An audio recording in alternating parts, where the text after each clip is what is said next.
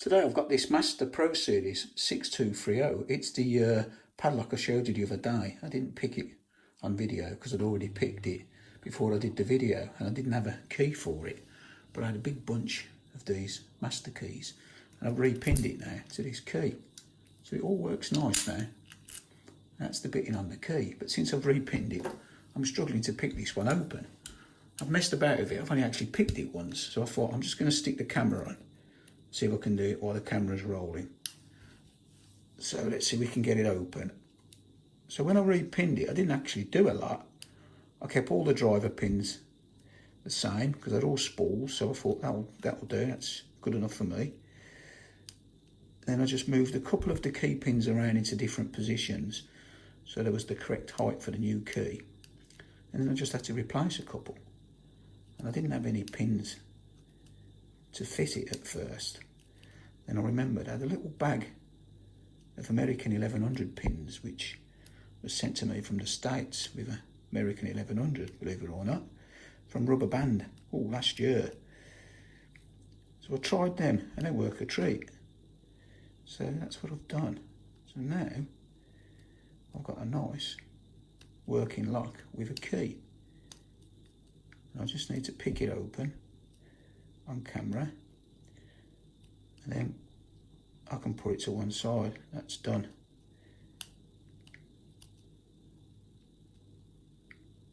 But like I say, it's certainly a lot trickier to pick now than it was when I first got it. A little bit of movement then.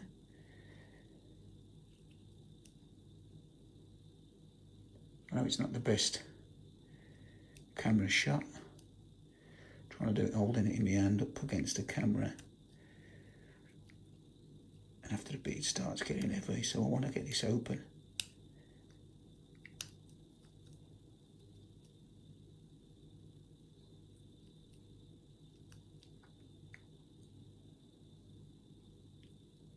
Can't beat getting a lock without a key. And then repinning it. Obviously a lot of padlocks are sealed. Unless you start drilling the plugs out and messing about with it. You can't repin it as easy as you can these type of locks. So whenever I see a lock like this, a boot fair or a market, I always jump on them.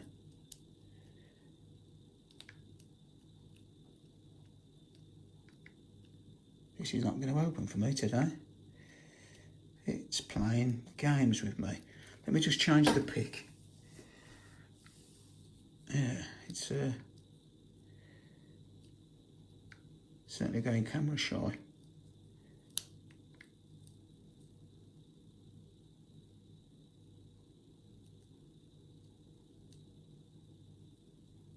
When I picked it before, I didn't realise it was open, you know, and I was messing about with it.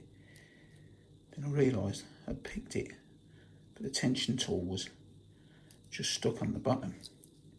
I'm just going to check that's not the case now. No, it's not.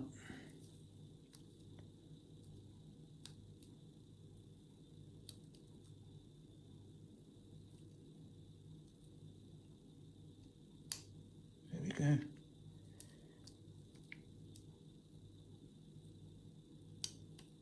Now we got it. So yeah, like I say, tricky lock to pick. So what we'll do now is we'll have a quick look at what's inside it. Now I don't normally gut locks that often, so bear with me on this one.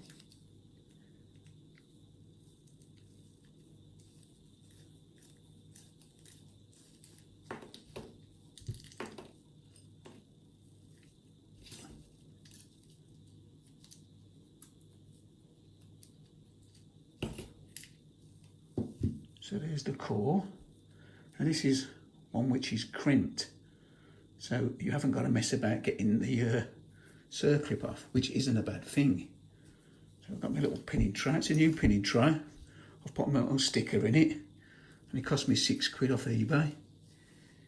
So, right, let's see if I can do this without messing it up. So where's the crimped edge? So that's it, so that's the crimped edge, so that goes there along the crimped edge.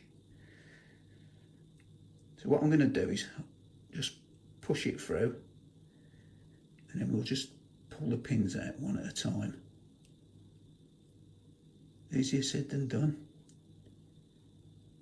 It's a little bit tight. Oh, oh well. I did say I always have a disaster when I'm gutting, so yeah. But lucky enough, I can see most of the pins, so let's just pick them up. And all the key pins are still in place. What a disaster. Not to worry. So you can see, there we have 5 mushrooms. There's a spring over there.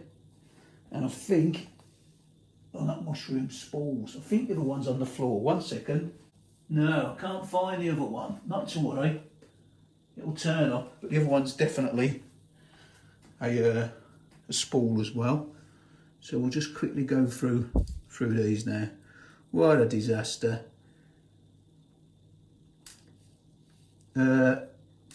Rice Salmons is probably laughing because, like me, he tends to have lots of disasters when it comes to gutting locks. So let's see if we can get these out without causing too much trouble. Told you I'm all fingers and thumbs when it comes to gutting locks.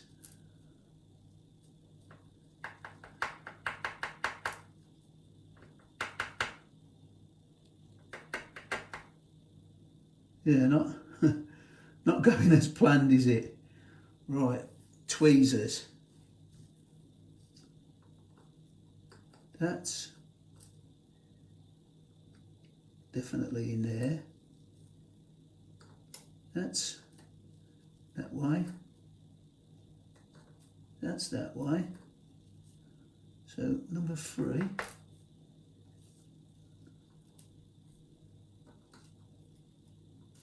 We're almost there. Right, do it this way.